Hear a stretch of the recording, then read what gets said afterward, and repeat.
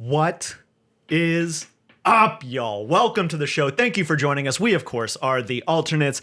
I am your host, Brian Cullen, and with me, as always, is everyone's favorite one-man dynasty, Clayton Stevens. Hello, everybody. Thank you for joining us, Clayton. Good to see you. We've got a great show lined up for you today. Before we jump in, I want to take a quick second, ask you all to subscribe to the show on YouTube and wherever you get your podcasts. Go ahead and drop us a like, leave us a rating and review, leave us a comment on the video, all of that good stuff. And most importantly, share the show. It helps people just like you find us so that we can continue to build this thing. If you want to get a hold of us, you can email any questions or comments to thealternateshoop@gmail.com. And next time you're on TikTok, look up the Alternates NBA and give us a follow on there as well. Clayton, how are you? I'm excited that the NBA Finals is actually here. It's here, baby. We're gonna see who the champion of the league is. Wow. My goodness. Wow.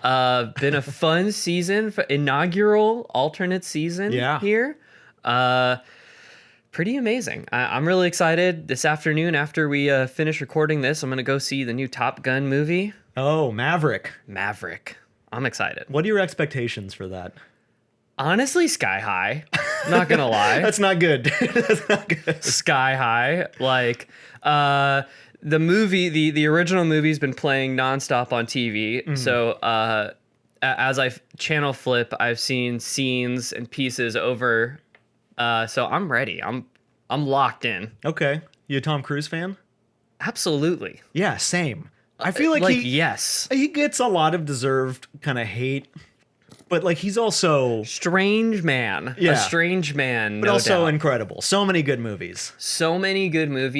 Like, just I appreciate an old school action star. Yeah. And this dude is the best in the game. And I have seen some of the behind the scenes stuff and all the crazy stunts that this dude does on his own. He actually flew the planes. No, it's ridiculous. Wait, is that real? I just made that up. No, he's done so many crazy things. There's like I know he does his own stunts and a lot of stuff. Oh yeah, like there's like footage of him like literally holding onto a plane in real life, like holding on to the wing of the plane while they're filming. Like it's gonna be stopping the plane. It's gonna be sick. So I'm really looking forward to that. Really looking forward to basketball. Really looking forward to all this. Yeah, so. Absolutely. I'm doing well. Thank you for asking. Appreciate it. Let's just stop because I could go on about Day After Tomorrow and all these incredible movies, and let's go straight into headliners, where we really have one headline that I'm interested in talking about. Let's bring him in, Tom Cruise. Who would Tom root for? Who would be Tom Cruise's team? Oh, wow. Good question. I think he'd be a Warriors guy. Yeah. I think if we're doing the NBA Finals here, I think he's a Steph guy for sure. What about just league-wide? Who would his team be? I think his team would be the Indiana Pacers. I don't know why. I go Thunder. For some reason, Thunder seems like it would be a Tom Cruise team. Days of Thunder. Exactly. Maybe that's what it is. And that roster's got a few good men. Okay, so we are finally finals. Finals are finally happening. We've got the Boston Celtics and the Golden State Warriors. Wow. Now, before we jump feet first into this matchup, I'm just curious. I want to get your take on just the playoffs overall. Are you happy with how they played out? What's your kind of take on the playoffs thus far? Not my favorite playoffs.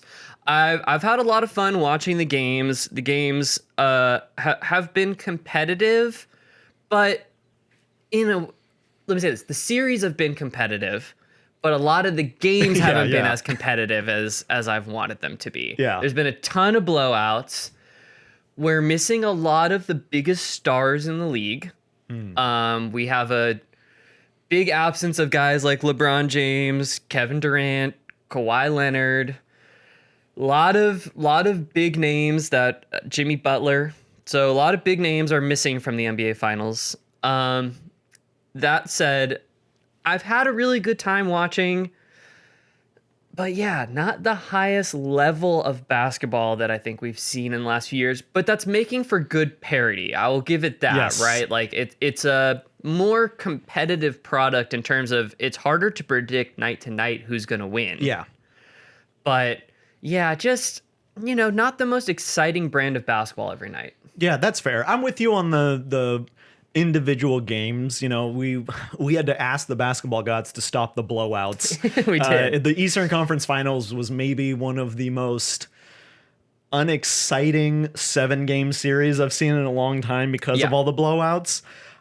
I'm gonna push back though on your thing about the lack of big names, just because I think that guys like LeBron and KD, I think what we're watching is a changing of the guards. I think that we are transitioning out of one generation into another, and we are at that pivot point right now for the league. I mean, we just saw in the Western Conference Finals Luka Doncic, who was an emerging superstar, right, who was absolutely incredible and really showed the world who he is, right? You've got the Boston Celtics, Jason Tatum, another, superstar coming into his own. I think that we have seen a lot of these young guys that are the future, LeBron and KD or whatever, like the future big names of the league, making it happen. So I think traditionally, yes, we're missing those traditional names, but I think that we need to take into account where we are now, those guys' careers in the era of the league. And you look at the All-NBA team, and it was not a lot of those guys that you just mentioned. It was a lot of these younger players, and I think that we are watching a new generation come to the top. I think that's a good point. I think it's harder to let me put it this way. LeBron came into the league in 2003. Yeah. And there's been multiple times when it's like, is this the pivot point? Mm-hmm. Is this the pivot point? And it just felt like it was never. It just felt like it was never going to happen. Yeah. It was going to be LeBron's league until he crippled away and died. Yeah, became dust. Yeah, like that's what it felt like. And I think you're right. I think we are finally at the point where that generation is really starting. Well, his generation is completely out of the league. Yeah. The generation that came after him, the Hardens, the KDs, etc., we're pivoting away from them towards the younger guys. And like you said, these sort of 25 and under guys are putting themselves forward. So it's an exciting time for the league. But I think a lot of these guys we're projecting them more as superstars, or this is the very beginnings of their superstar beginnings, right? So it's just not those super established names. Yeah, we're in the origin part of their story. Exactly. For sure. That's a very good call. Well, let's jump into the matchup that starts tonight, game 1 of the finals. I love this matchup. I love that it's these two teams for several reasons. One, I'm just going to start with saying we don't have a 1 seed in the finals. I like that. I think that's super fun. Despite not being the 1 seeds, these teams, I mean, obviously they're in the finals, but I think even before this matchup was set, kind of announced themselves this season as the best teams in their conferences. Yeah. So I think that we are getting maybe the best matchup that we could have had for the finals. And then on top of that, we talk about narratives and this is such a narrative driven league, and there is so much going on at stake in the storylines of this finals historically.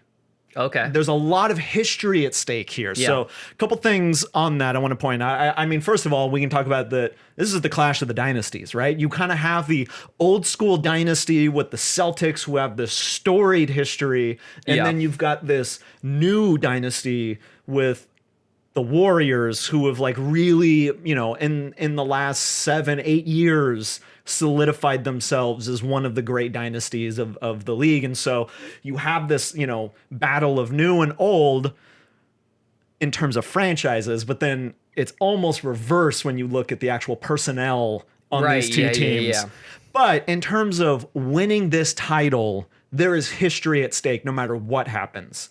If the Warriors win this title, They surpassed their tied spot at number 3 with the Chicago Bulls for being the third most titled franchise in NBA history. Yeah, that's big. That's big. Huge. I mean, that's been lasting for 30 years that the Bulls have held that. And the Warriors are not some new team. This goes way, way, way back. So for them to catch up to this point, incredible. For such a their history in the past is not great, let's say. Yeah, oh, for sure. And that's another thing is we're talking about 2 of the original NBA franchises here, too. Yes, exactly.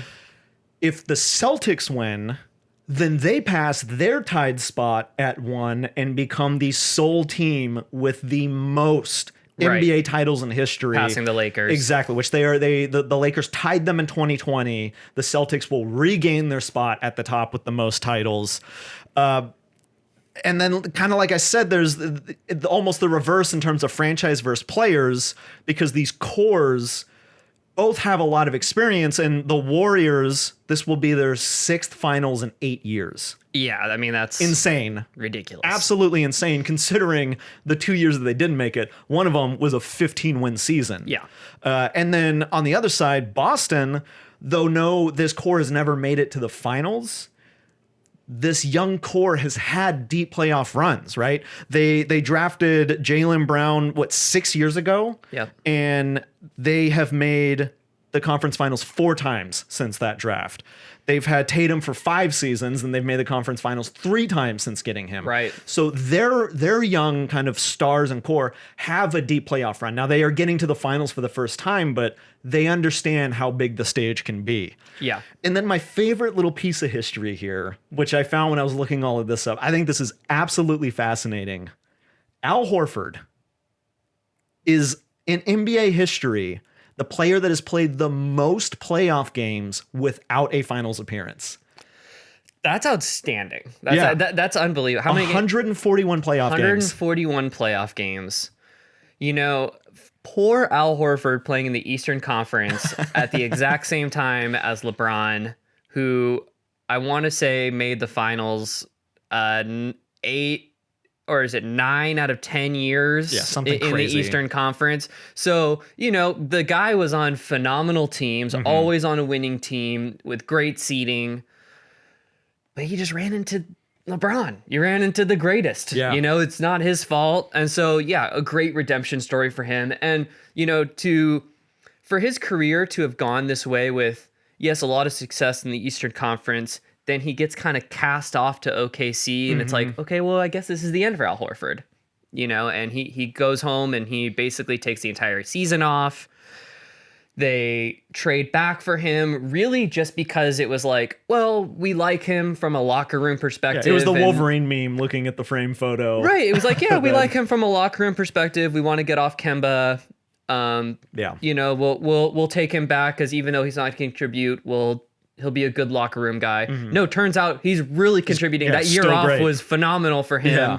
This is the best chance he'll probably ever have to win an NBA Finals. And just one of those guys that's like going to go down so underrated by the time it's all said and done. Because, you know, probably not a Hall of Fame career, but to play in this many playoff games before getting to the finals, just a very unique story. Yeah, absolutely. And the last little historical thing here also, if Boston wins this series, it will be the first time in over 40 years, 5 consecutive years, a different team has won the title. Wow. I've never seen it in my lifetime. I think a huge portion of NBA fans are in the same boat. They've never seen that happen before.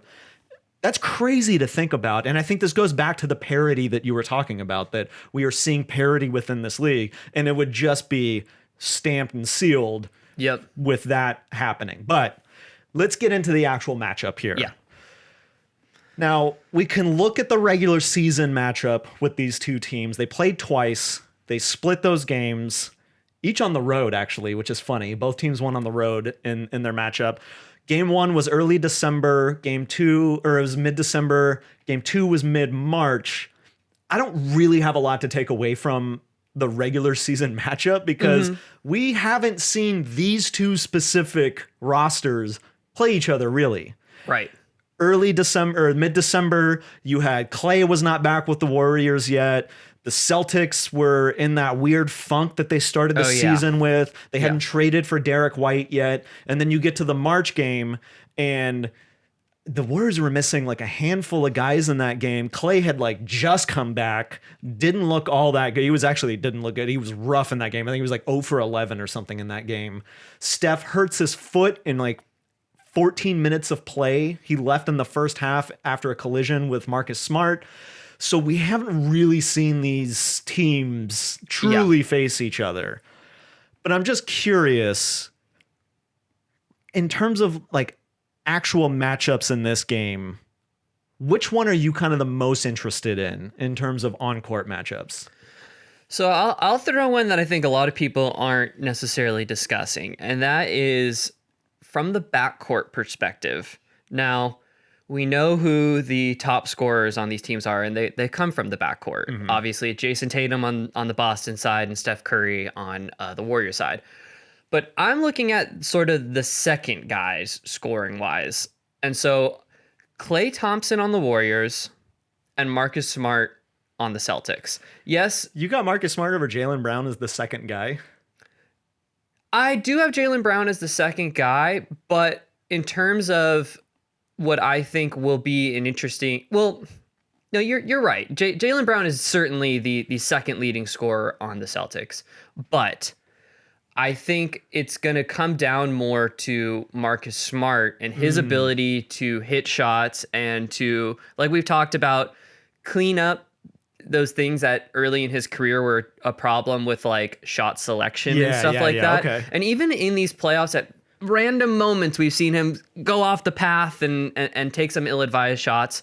So I just think the efficiency and the shots between Marcus Smart and Klay Thompson, if either of those guys are being efficient with their shots and hitting their shots, it's going to add a lot to these two offenses. And I think as we talk about this more, these are two really good defensive teams, and the offense is really going to matter. Yeah. So I'm just looking at it more from when you talk about Klay and Marcus Smart, a lot of times you're talking about them defensively. Yeah. I'm looking at what can they bring offensively to the table. Got you. Okay. The matchup for me that I think is interesting on the Warrior side is going to be, how do they get the ball out of Jason Tatum's hands earlier in their shot clock and try to force it into Jaylen Brown's hands? And then on the Boston side, how does Jaylen Brown handle that? Because as we've seen in these playoffs, he goes through these stretches where he just loses his handle, has no idea how to dribble a basketball anymore. Yeah. And whether or not he can figure that out, or if it's going to be a case of him just trying to dump it off to Marcus Smart or somebody else. So it's, how are the Warriors going to maybe trap Tatum? And then how is Brown going to respond to that versus the Warriors and their amazing defense?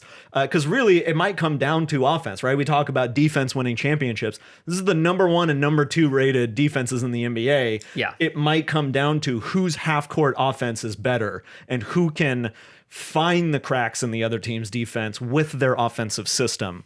Now, the playoffs is always a time for adjustments. Teams are making little moves. All right, you talk about like the chess game between the coaches. What do you think for each team the biggest adjustment might be in this series? Well, first I'll say this. I think these are two teams that have a really strong identity, both offensively and defensively. And I don't think either of these teams are going to stray too far from that identity. I think these are two teams that their goal is to play to their strengths and to not try and overreact too much to what the other team is doing. So I think both of these teams have very strong principles, both on both sides of the ball. Yeah. But I will say, I think one thing that's going to be a huge, like you said, the half-court offense of both of these teams, who's going to execute better? Because these are two absolutely phenomenal defensive teams. And I don't think there's going to be a ton of opportunity to run and gun. That being said, I think it's going to be the Warriors that are going to have to go back to their small ball and go back to Draymond at the 5 more, a little bit less Kevon Looney in this series, because, the Celtics are really big. Mm-hmm. They don't have the Joel Embiid on their team, but at every position, they're long, they're tall. And so I think the Celtics initially are going to get a lot of rebounds with guys like Horford and Time Lord.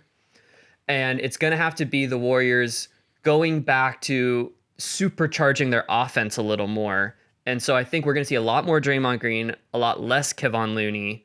That's probably the main adjustment that I think we're going to see from this series. Yeah, that's interesting. I'm with you. I agree with that, because for me, it's on the Warriors side, adjusting to a team that can successfully play big, right? Like, we just saw them match up against the Dallas Mavericks, and their starting big was Dwight Powell, who got played off the floor in the first 15 seconds of every game. He just could not keep up whatsoever.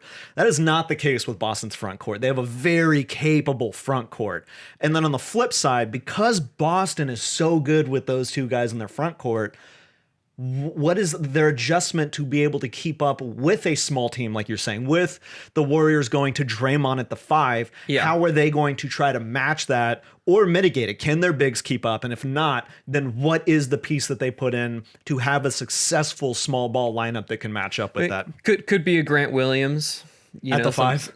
Yeah, I mean, it's possible. Yeah. I mean, like, really. That would be insane. To go to just a true, like, small ball, huge spread floor. I think that's quite possible, actually, at some point, that they go to a super small lineup. Yeah. And just try and spread them out and go, let Jason Tatum kind of ISO against guys, do stuff like that. So we'll see. Okay. So now I'm curious. We've talked about the stars, but what is the X factor you see being for each one of these teams in the series? Okay. I think, look, first of all, from the Boston side, like I basically just said, Grant Williams. Yeah, I agree. Yeah, that was mine too. We've seen when he's hitting threes and he's hitting shots, they're really tough to beat. They almost never lose when he's hitting shots. So if Grant Williams can find a way to be effective, whether that's, a small ball 4 or 5 or whatever that might be, if he's hitting shots, that is going to be the biggest X factor for Boston. Mm-hmm.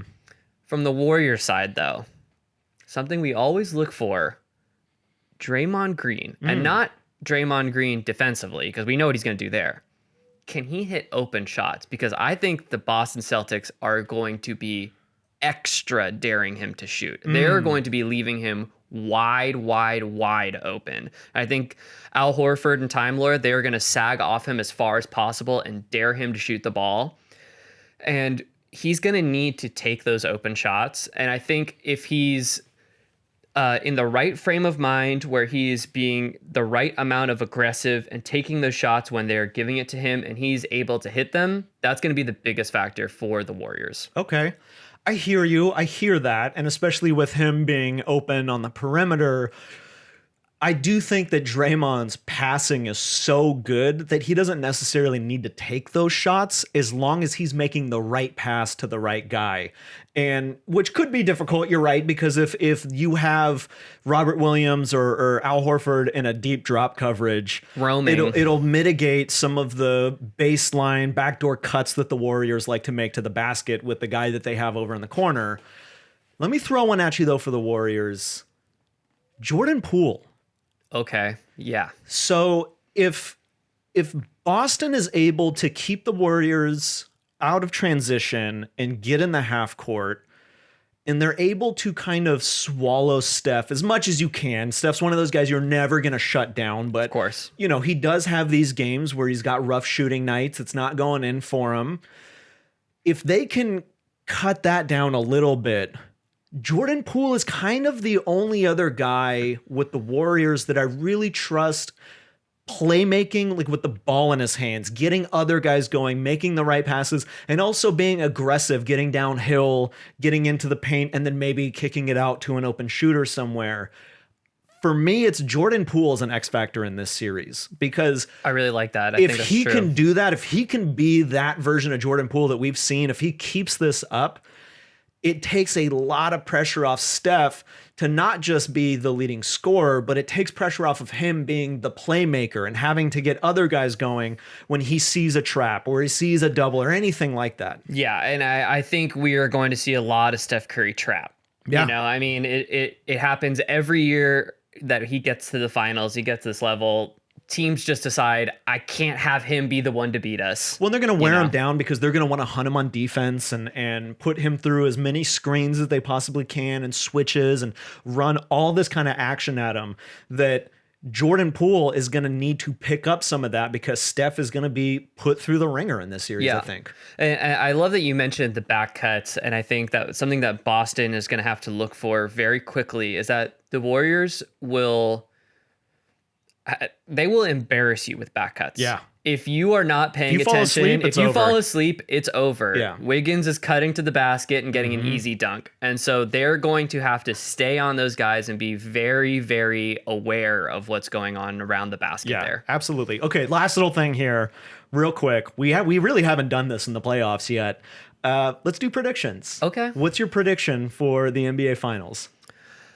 I went back and forth on this a lot. And over the last few days, I've been thinking about it a lot. And, you know, just I really have gone back and forth. and, you know, I think the Celtics have, in a way, more high-end talent across the entire roster. Okay. Yes, Golden State has one of the 10 best players to ever play. Yeah. But I think you look across all the guys who play, they have so many high draft picks, so much high-end talent. I think they're the slightly more talented team, but you know I'm a believer in home court advantage. I'm also a believer in veterans. I'm going to go with the Warriors in 7 games to close it out at home. Wow, okay. I'm with you. It's kept me up at nights. I'm struggling with this one. This is one of the hardest series for me in the entire playoffs to call. It's so tough. Yeah. These teams are so good. I keep going back and forth with you where I'm giving the Warriors the edge because of their experience and they've been here before. They know how to get it done.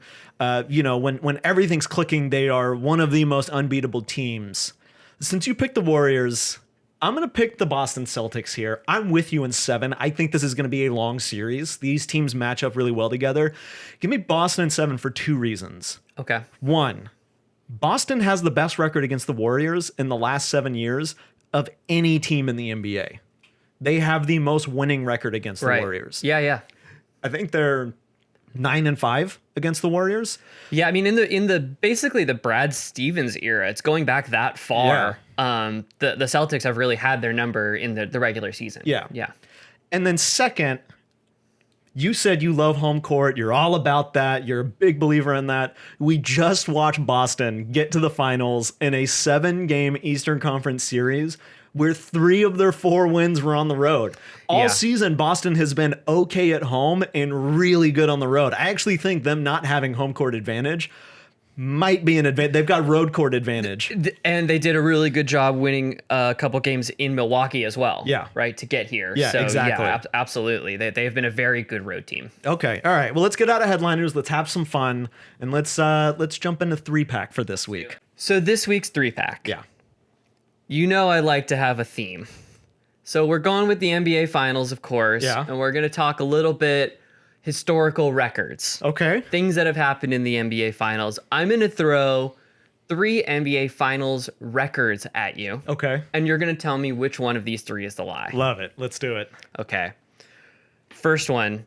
Stephen Curry holds the record for the most 3-pointers made in a single NBA Finals game with 9. He also has the record for the most 3-point attempts with 17 and the most career makes with 121 total. Okay.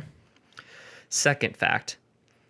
In last year's finals, the series high in rebounds was DeAndre Ayton with 19 in Game 1. However, Wilt Chamberlain and Bill Russell share the finals record for single-game rebounds with 38. Wow. They each had a 38 rebound game in the finals? Maybe.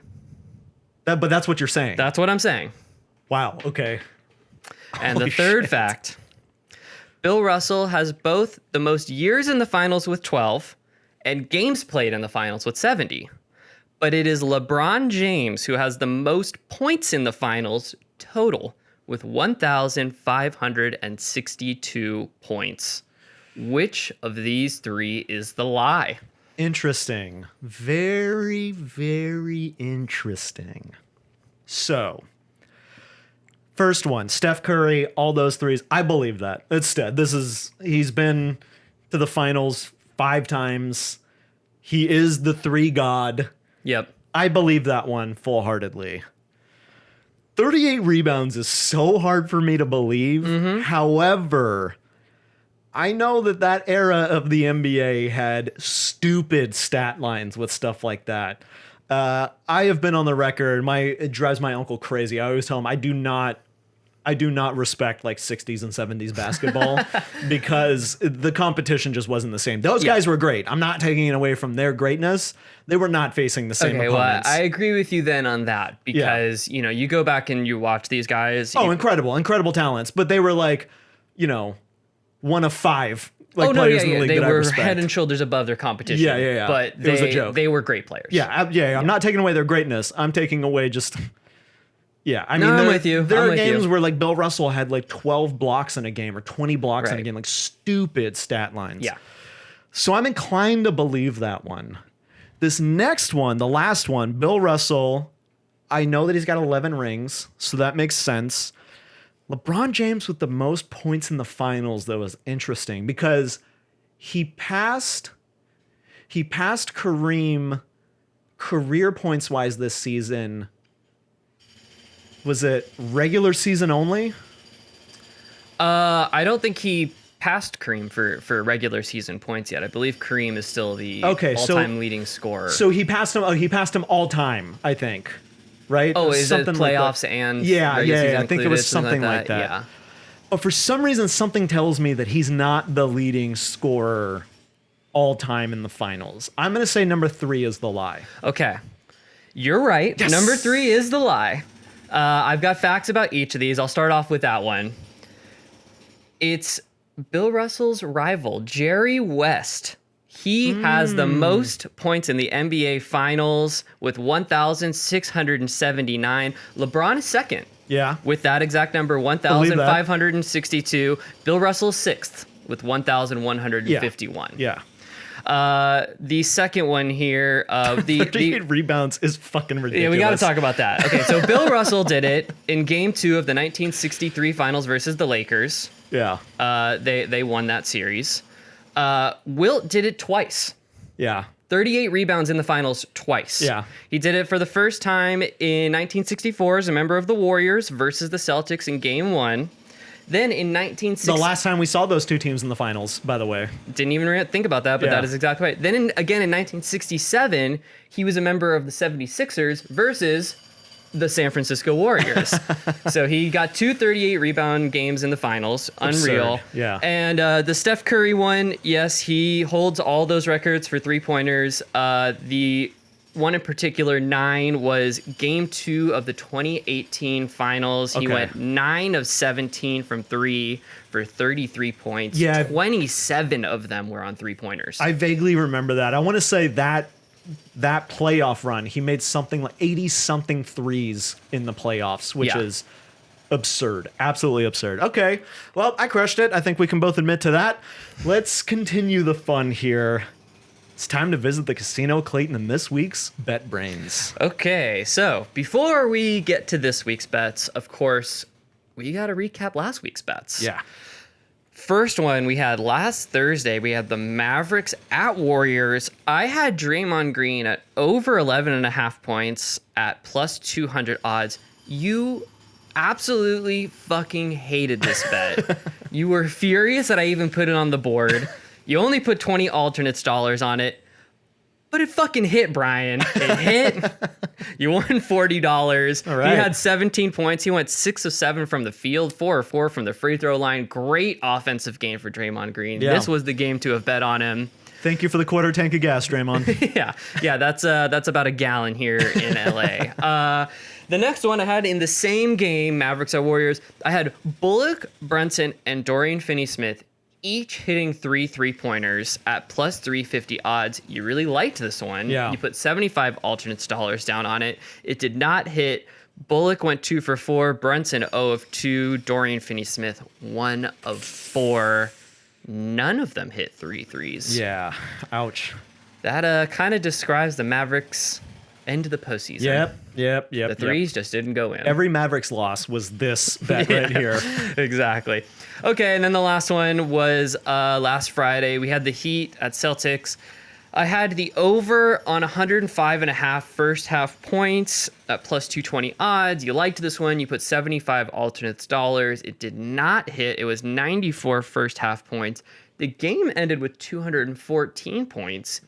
Second half did hit, but of course this was a first half bet, so it did not hit. You know, Pathetic. You put your money in the wrong place, but at least you hit one of them. It's all right. I got a chance to win it back. And you're going to get it all back this week. That's right.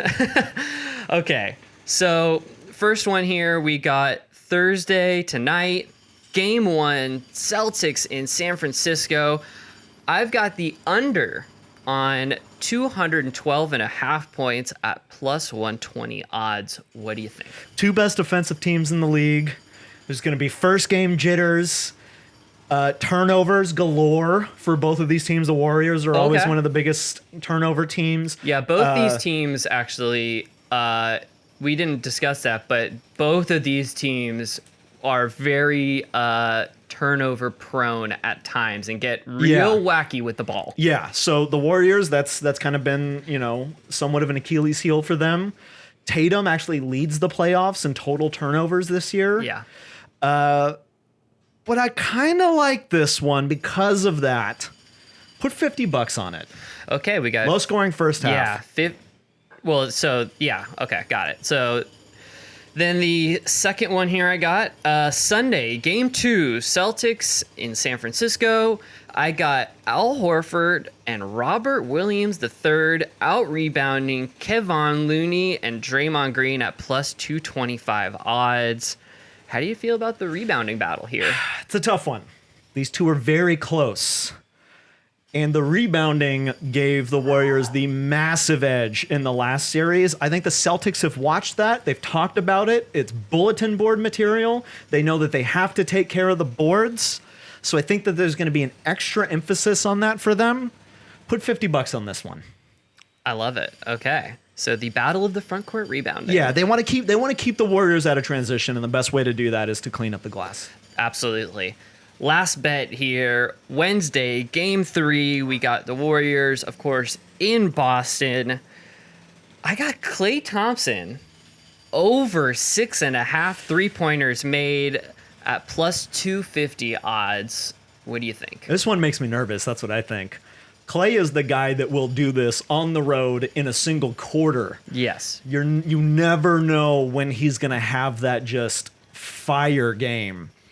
He makes me nervous, so I don't love it, but I'm still going to put $40 on it and say that there's a chance that he does it, but it's not Game 6, so I'm not the most confident in it. If it was Game 6, I would say yes. But $1,000 on this one. He's hitting all those threes.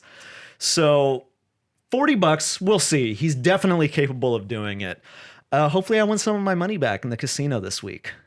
I think it's possible. Yeah, I'm sure you do. I'm sure you do. You want me to put more money down? Yeah, come on. Well, we'll check in next week to see how I did on these through the first 3 games. Thank you for setting those betting lines. Thank you all for joining us. That is going to be today's episode. We very, very much appreciate all of your support and love. We will be back on Monday with an all-new episode after some finals games. I still can't believe it's here. Finally here. It was so slow and so fast all at the same time.